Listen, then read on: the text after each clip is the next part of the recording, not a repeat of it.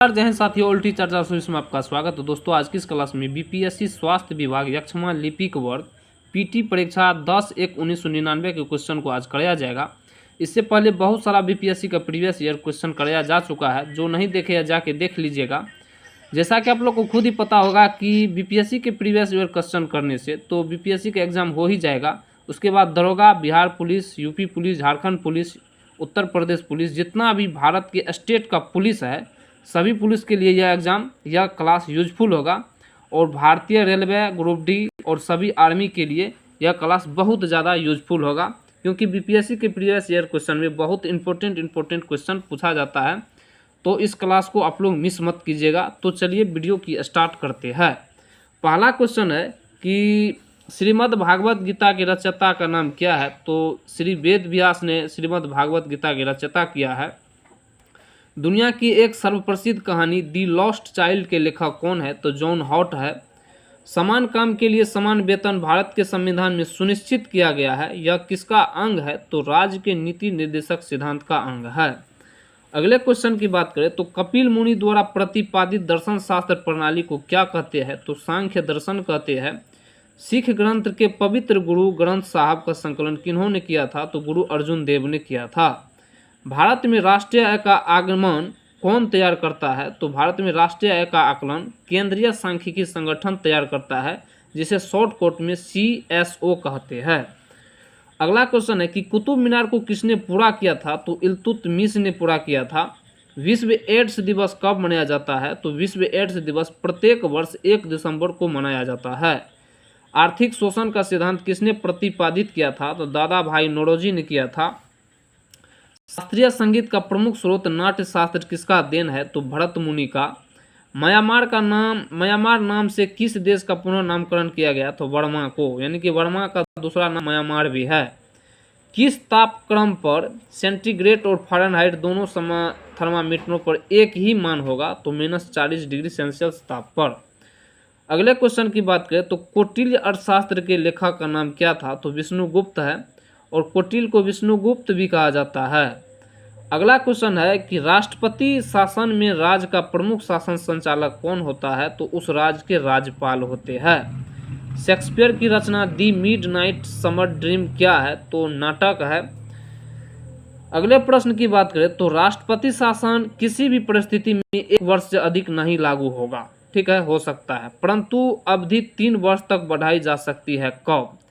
यह तब बढ़ाया जा सकता है जब यदि चुनाव आयोग घोषणा कर दे कि परिस्थिति चुनाव योग्य नहीं है, तब।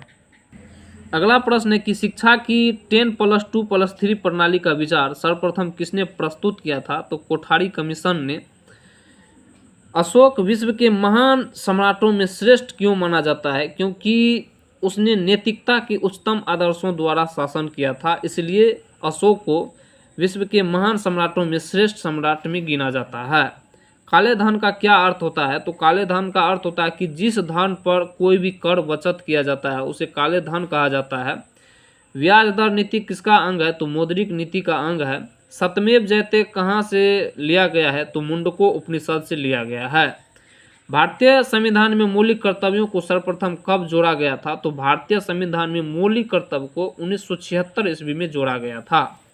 अगला क्वेश्चन है कि किस प्राचीन हिंदू शासक के दरबार में भी नवरत्नों की एक मंत्री परिषद थी। तो वह है चंद्रगुप्त विक्रमादित्य के दरबार में। भारत में लोकसभा में सरकारी भाषा अधिनियम पारित करके अंग्रेजी भाषा का प्रयोग का छूट कब तक दी गई थी। तो अनिश्चित काल तक दी गई है। भारत में अधिकतम विद्युत शक्ति कहाँ से प्राप्त होता है। तो ताप विद्युत केंद्र से। कोलार स्वर्ण खदानें किस राज्य में स्थित है। तो कर्नाटक में। भारत में कौन सा विनिर्माण उद्योग सर्वाधिक रोजगार प्रदान करता है। तो सूती वस्त्र उद्योग। भारत में सूती वस्त्र उद्योग में सबसे ज़्यादा भारतीय बेरोजगार को रोजगार मिलता है। लाल रक्त कणों का निर्माण कहाँ होता है। तो अस्थि मज्जा में होता है, जिसे RBC भी कहा जाते हैं। और RBC का जीवन काल 120 दिन होता है। भारत में संवैधानिक संप्रभुता किनमें निहित होती है। तो मतदाताओं में। मुसलमानों का पवित्र शहर मक्का किस देश में स्थित है। तो सऊदी अरब में। अगले क्वेश्चन की बात करें तो गेहूं की फसल सबसे अधिक हानि पहुंचाने वाली बीमारी कौन सी है। तो गेहूं की फसल को सबसे ज़्यादा हानि ढीला स्मट नाम का बीमारी पहुंचाता है। मुगल रानियों में कौन सी रानी दिल्ली की गद्दी पर बैठी और वर्षों तक राज भी किया? तो वह है नूरजहां बेगम ने। ऊंट अपने शरीर का तापमान कितना बढ़ा सकता है? तो अधिक से अधिक 42 डिग्री सेल्सियस बढ़ा सकता है। फ़ारेनहाइट में कहे तो 107.6 फ़ारेनहाइट। यदि कोई वस्तु एक उत्तल लेंस के अनंत पर है तो उसका प्रतिबिंब कहाँ बनेगा? तो फोकस पर बनेगा। अगला क्वेश्चन है कि भूचाल की तीव्रता और इसका समय किससे नापा जाता है? तो सिस्मोग्राफ द्वारा। भारत में अंतरिक्ष जगत में कब प्रवेश किया गया? तो भारत सबसे पहले अंतरिक्ष जगत में 1975 में प्रवेश किया था। चंद्रमा पर किसी वस्तु का भार कितना होता है? तो पृथ्वी पर के भार का 1/6 भाग के बराबर होता है।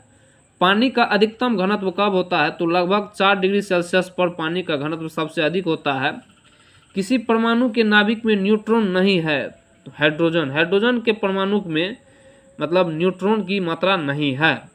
आवर्त सारणी में तत्वों को कैसे रखा जाता है? तो आवर्त सारणी में तत्वों को बढ़ती हुई परमाणु संख्या के हिसाब से रखा जाता है। एलपीजी का मुख्य घटक क्या है? तो ब्यूटेन है। आवर्त सारणी में अधातुओं का स्थान किस ओर है? तो आवर्त सारणी के दाहिनी ओर में आवर्त सारणी में अधातुओं को रखा गया है। कार्बन डाइऑक्साइड पानी में घुलकर कौन सा अम्ल बनाता है? तो H2CO3। अगला है इलेक्ट्रोलिसिस द्वारा तांबे को शुद्ध करने में शुद्ध तांबा कहाँ जमा होता है? तो कैथोड पर। कौन सा सूत्र सुपर फॉस्फेट उर्वरक का है? तो CaH2PO4 के होल 2। एल्किन का सामान्य सूत्र क्या है? तो CnH2n है। अगला क्वेश्चन है कि टेरिलिन बनाई जाती है टेट्राथेलिक अम्ल तथा किसकी प्रतिक्रिया के द्वारा? तो इथाइल ग्लाइकोल के द्वारा। अम्ल वर्षा किन गैसों के वायु में रहने के कारण होती है? तो N2 और O3 के कारण। और N2 और O3 के मिलावट से अम्ल वर्षा हो जाता है। विटामिन सी का रासायनिक नाम क्या है? तो एस्कॉर्बिक अम्ल है। खाग में आयोडीन की कमी से कौन सा बीमारी होती है? तो घेंघा होता है, यानी कि आयोडीन की कमी से घेंघा रोग हो जाता है आदमी में। मुख्य विधि किसके द्वारा वातावरण से कार्बन डाइऑक्साइड कम होती है, क्या कहलाती है? तो फोटोसिंथेसिस कहते हैं। यानी कि मुख्य विधि में जब कार्बन डाइऑक्साइड की कमी हो जाएगी तो उसे फोटोसिंथेसिस कहा जाता है। कोशिका का सिद्धांत किनके द्वारा दिया गया? तो स्लाइडेन एवं स्वान के द्वारा। वोमेन का कैप्सूल किससे संबंधित रखता है? तो गुर्दे यानी कि किडनी से। इंसुलिन की खोज किसने की थी? तो इंसुलिन की खोज F.G. बेंटिंग ने किया था इंसुलिन की खोज। कौन सा वातावरण के लिए अजैविक कारण है? तो ताप। फोटोसिंथेसिस प्रक्रिया में अंतिम उत्पाद क्या है? तो ग्लूकोज है। प्रथम बार मंगल ग्रह पर उतरने वाला अंतरिक्ष यान कौन था? तो वह था पाथफाइंडर नाम के आदमी ने प्रथम बार मंगल ग्रह पर कदम रखा था। हीमोफीलिया क्या है? तो हीमोफीलिया एक जेनेटिक बीमारी है। अगर आपको वीडियो अच्छी लगे तो वीडियो को लाइक शेयर सब्सक्राइब जरूर करें। इससे आगे बीपीएससी द्वितीयक प्राथमिक शिक्षक पीटी परीक्षा 31/1/1999 के क्वेश्चन को कराया जाएगा। धन्यवाद।